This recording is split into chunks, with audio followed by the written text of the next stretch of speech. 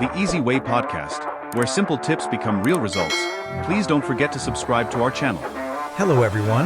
Welcome back to the Easy Way podcast. I am Peter, and today I am feeling a little bit nervous because Bella told me we have a challenge today.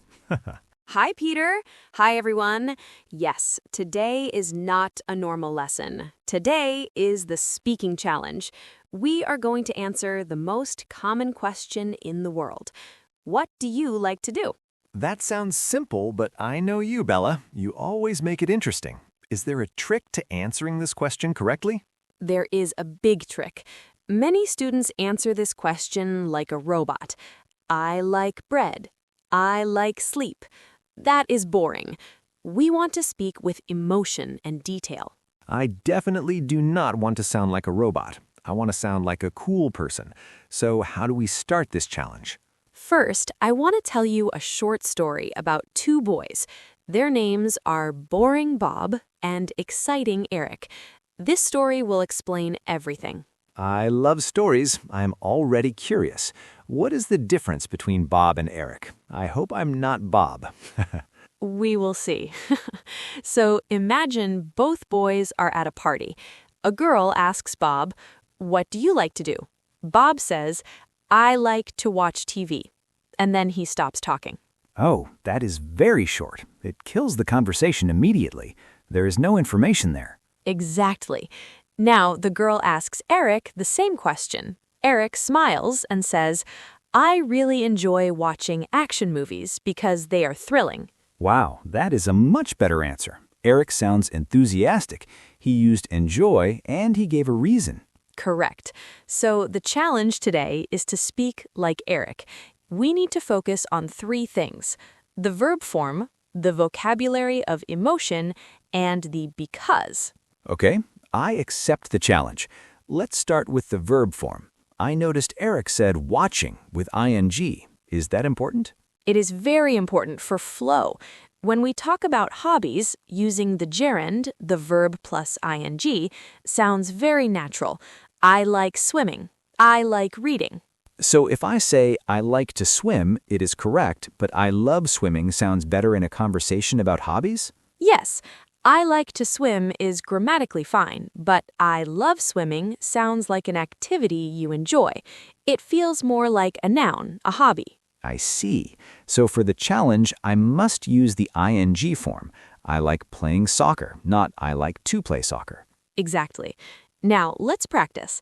I will give you a verb and you must make a sentence using like plus the ing form. Ready? I was born ready. Give me the first verb. The verb is cook. What do you like to do?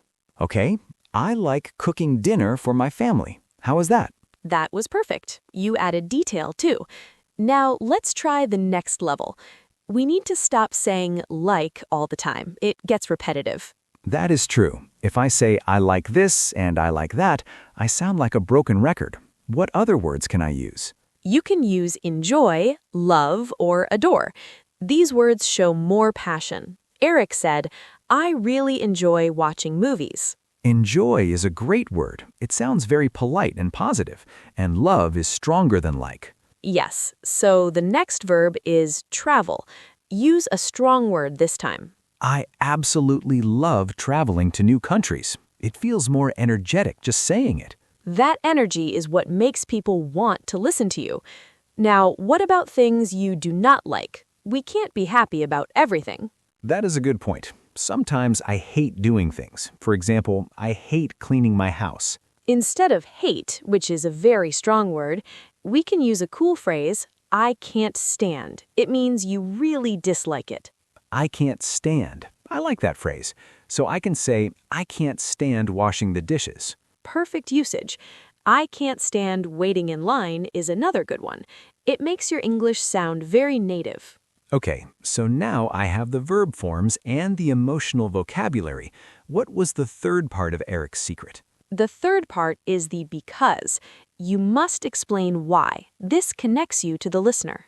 Right. Eric said he likes movies because they are thrilling. He gave a reason. Exactly. If you just say, I like reading, it's a fact. If you say, I like reading because it relaxes me, it's a feeling. That makes a huge difference. It invites the other person to ask more questions. It opens the door for conversation. Now, are you ready for the final boss of the challenge? I want you to describe your perfect Saturday morning using all 3 rules. Oh boy, the final boss. Okay, let me think. Saturday morning. Okay, I'm ready. Go ahead, Peter. Tell us what you like to do on Saturdays. Remember, ing, emotion, and because. On Saturdays, I really enjoy sleeping late because I'm usually tired from work. Excellent start. Enjoy sleeping and a clear reason. What happens after you wake up? After I wake up, I love drinking fresh coffee because the smell wakes up my brain. Wonderful. Love drinking. You're painting a picture for us. Is there anything you avoid doing on Saturday? Yes, I can't stand checking my emails on Saturday because it makes me stressed. That is the perfect use of can't stand. And I agree with you, checking emails on the weekend is terrible. See, I am not a robot like Boring Bob. I am exciting Peter. You are definitely exciting, Peter. You passed the test with flying colors. This structure is actually very helpful. It stops me from giving one-word answers. It forces me to speak more. That is the goal. Speaking is about sharing. The more details you share, the better your English becomes. I have a question about questions. How do I ask someone about their hobbies? Is what do you like to do the only way? No, there are other ways. You can ask, what do you do for fun? Or how do you spend your free time? What do you do for fun sounds very casual and friendly. I like that one. Yes, it's great for meeting new friends. Or you can ask specifically, do you enjoy playing sports? And if they say yes, I can ask why to get their because answer. Exactly. You become the teacher now. You are guiding the conversation. I feel very confident now. I think I can go to a party and talk to anyone. Just remember not to talk too much. Conversation is like tennis. You hit the ball, then they hit the ball. Tennis? That's a great analogy. I like playing tennis because it is fast. See what I did there? You are unstoppable today. Okay, let's do a quick vocabulary review for our listeners before we finish. Good idea. What were the key words from our lesson? First, we talked about the verbs of preference, like, love, enjoy, and adore. And we learned the negative phrase, can't stand, which means you really dislike something. We focused on grammar using the verb plus ing, the gerund, for hobbies, like swimming or reading. And finally, the magic word because. Always give a reason for your feelings. Because makes you interesting. Nobody wants to talk to a robot.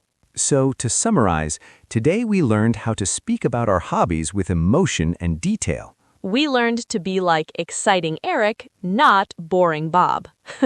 Thank you for this challenge, Bella. I really enjoyed learning this today. Thank you, Peter. And thank you to everyone listening. Now go out and tell someone what you love to do. Bye.